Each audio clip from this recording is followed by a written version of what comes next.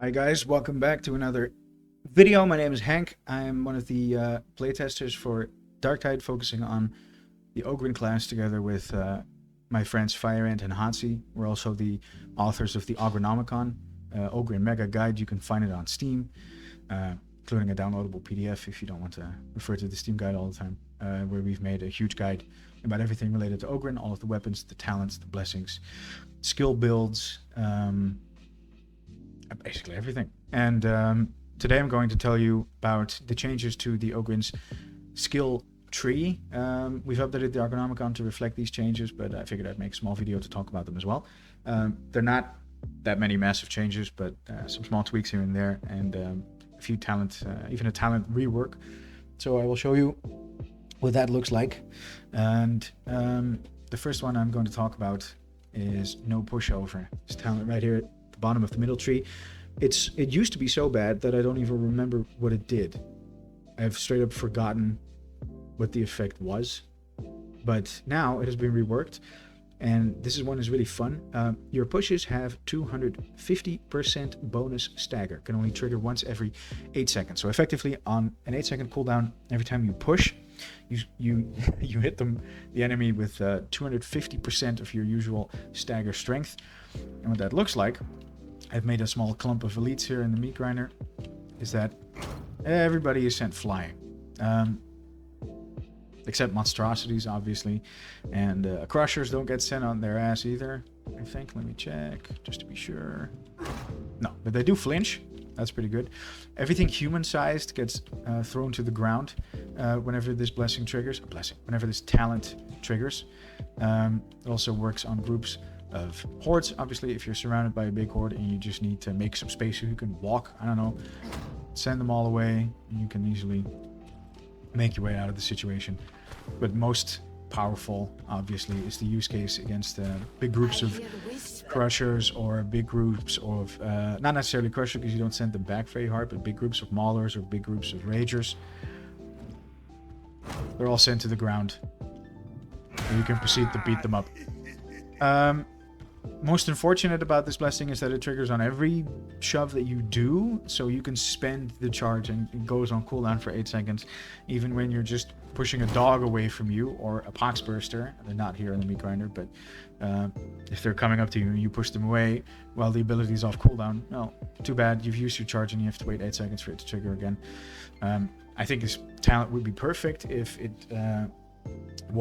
didn't trigger when you push a Poxhound or a Poxburster, instead only whenever you push, I don't know, an elite, or just everything except those two. But that's something for future updates, hopefully. For now, it does work as advertised, and it can be really strong. It can save your bacon when you're knee deep in heretics and you need some breathing room. So if you were playing a crowd control oriented defensive build, definitely take a look at that.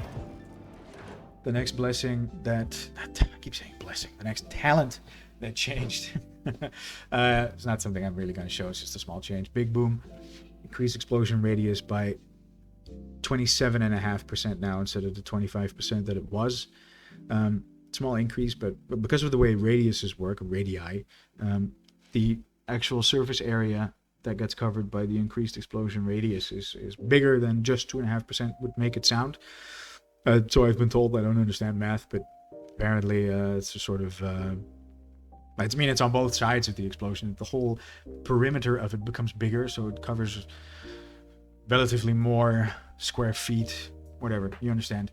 Bigger explosion. Go boom. Big. Yes, good. Reloaded and ready.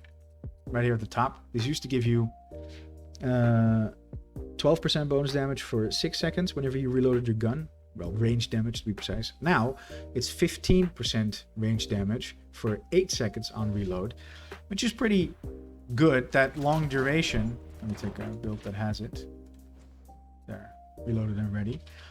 That long duration means that you can get more shots off with the bonus damage, and it also makes it easier to capitalize on improved breakpoints for longer. For example, right here we have this mutant, who normally, if I shoot him, I don't one shot, not really close. But if I wait for the buff to expire and then I shoot, I trigger it. And then I aim down my sights to get my surgical going. It lets me one-shot that same mutant. The 15% bonus puts me over the edge of the breakpoint. There might be more enemies like this I haven't tested very extensively. But I mean, it's obvious that 8 seconds longer. 8-second duration is a pretty significant buff over 6 seconds. It's almost like 30% longer than it used to be, so much easier to get value out of. And 15%, well, it's not an amazing damage bonus, but with that lengthy duration, it adds up. So I think it's good. This also activates whenever you use Point-Blank Barrage, I believe. Yeah, there you go. It becomes active. So if you were using a stubber or whatever and you activate your ult, Point-Blank Barrage, you will do an extra 15% damage for basically the full duration. Well, Point-Blank Barrage lasts 10 seconds and this lasts 8 seconds, but they're pretty close in duration, so that's very nice. Definitely take this basically on any build that uses guns a lot, or I think it's also worth picking up if you have a spare skill point and you're playing a melee-oriented build, but you have a kickback or a rumbler, because those guns are constantly reloading, so it's a free 15% damage whenever you do have to shoot something. That's very nice. Then there is a Bruiser. This copped a nerf. This used to be 5% combat ability cooldown reduction when you or an ally in currency kill an elite enemy. Now it's just 4%. I mean, it's not major, but you will feel it a little bit. I think this is part of Fetchuk trying to rein in the amount of back-to-back point-blank barrages Ogryn can do when you combine Bruiser with maximum firepower, but it's a slap on the wrist. It's not major, nothing to worry about. Massacre is another talent in the Ogryn Gunlugger tree. This is received, the right side of the tree has received most of the buffs. Killing an enemy grants 1% critical chance. This used to be just, let me look it up, just 6 seconds. Now it is 10 seconds, easier to get value out of. Critical chance on Ogryn is mostly worthless because none of his guns have good finesse, which is the stat that governs how much critical bonus damage you do or how much weak spot bonus damage you do. But there are some builds, namely Stubbers, that get some value out of it because the crits do improve the amount of armor damage you do. And then whenever a Stubber crits, the next 6 bullets that you fire are critical and deal bonus damage, so that's pretty strong. And it helps you trigger things like Flechette or Charmed Reload blessings. These are actually blessings, I said it right this time. Blessings on your weapons more often as a gunlugger. So I think it's a decent change that it lasts longer. It means it more uptime in fights. You don't lose all the stacks that you've built nearly as quickly as before. So pretty decent for a specific build, otherwise worthless. But if you were going down this tree, then you're probably building it that direction anyway. With the rest of your weaponry. Steady Grip is another gunlugger talent. This used to be, when it was first introduced, just 2% toughness regeneration per second. Then it became 3.5%. Now it's a whopping 5%. So if you are using a Stubber or a Ripper in your build is mostly oriented around shooting, always pick this talent. It is super worth it. The amount of toughness regen is pretty, yeah, it's really good right now. And the way that range damage works is that you don't take any health damage as long as you have any amount of toughness remaining. So if you are continuously regenerating bits of toughness while you're in a firefight with enemies, it helps you, it helps prevent you from taking any range damage whenever you're being shot by shooters, or, well, not gunners, they shoot too often, but it really helps in firefights with groups of shooters and stuff. If you're smart about cover usage and dodging as much as you can, this will help mitigate whatever chip damage you might take from the rest of the fire that you couldn't avoid. So that's very good. Then there's another small nerf on this side of the tree. Delight in Destruction. This used to give you 10% damage reduction, or resistance it says here, per bleeding enemy in melee range. Stack 6 times, so you could get up to 60% damage reduction. Now it is 8% damage resistance per bleeding enemy in melee range, so this goes up to 48% now. Also a slap on the wrist. I mean, you might feel it is reduced damage reduction, but it's still huge amount. If you actually have 6 stacks of this active, you will still feel as unkillable as you did before. So it's a minor tweak, nothing to worry about. Too Stubborn to Die, the perk talent right next to it, got a buff plus 100% toughness replenishment while below 33% health. These used to be 25% health, so the threshold to trigger it was pretty small. Now it is active more often and more easily, and the effect is actually really good because it basically doubles all of your toughness regeneration, not just from coherency, but also, for example, from things like the best defense and smash 'em. So if you have this, if you're under the effects of Too Stubborn to Die and you are attacking enemies with heavy attacks and melee, you will regenerate a whopping 40% of your toughness with every swing, on top of any toughness you might get from kills, and that is also doubled, so that goes up to 10%. And then you might also have Unstoppable, so it was already doubled, and then you get 15%. It's a lot. It's a lot of toughness. You basically, as long as you can keep attacking, and you're not disabled, this effect is active, you have to kind of be trying to die to lose the remaining 33% HP you have, because this stuff is really strong. It's really good. I take it on my melee builds now. What else is there? The tree itself was changed a little bit because the toughness damage reduction node that used to be here, as you can see, it's now a suppression boost. That used to be down here, and that's where you will now find this little toughness damage reduction node. It was too easy on many builds to grab all 3 of these that exist in the tree. There's one here, it used to be here, and there's one here, and there's one here in the middle. Now a melee build will grab this one, and a ranged build will grab that one and that one, but you have to do really weird stat spread to grab all 3 at once.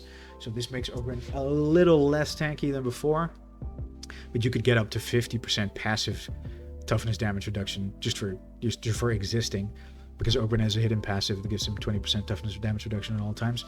You could add all 3 of these nodes very easily. It was a lot. It was actually too much, and that's why they swapped these 2 places to make it a little more rewarding to actually dip into this tree as a gunlugger, and also to prevent Bullgrin and Skullbreaker builds from becoming just too tanky. Well, I mean, we're still very tanky. It's, again, kind of a slap on the wrist. I'm not sure it will be a huge deal. I mean, you might feel it a little bit. We're still very tanky. Don't worry about that. I'm looking at my notes, but I believe that was everything. Yeah, the rest has not been changed. Oh no, though, no, I forgot. There's one big final change. Whoa, Point-Blank Barrage.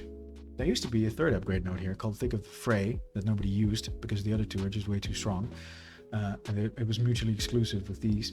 It would give you 15% bonus close range damage while Point-Blank Barrage was active, and it would halve the movement speed penalty, reduce it by 50% that you suffer whenever you brace your Stubber or your Ripper.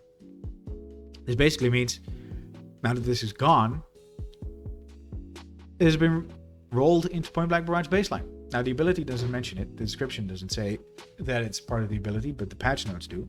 Think of the Fray removed. It is now included in Point-Blank Barrage per default.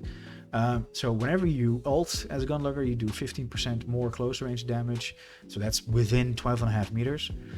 And you move faster whenever you don't move faster than normal walking speed when you brace your gun, but you move less slowly whenever you brace your Stubber or your Ripper.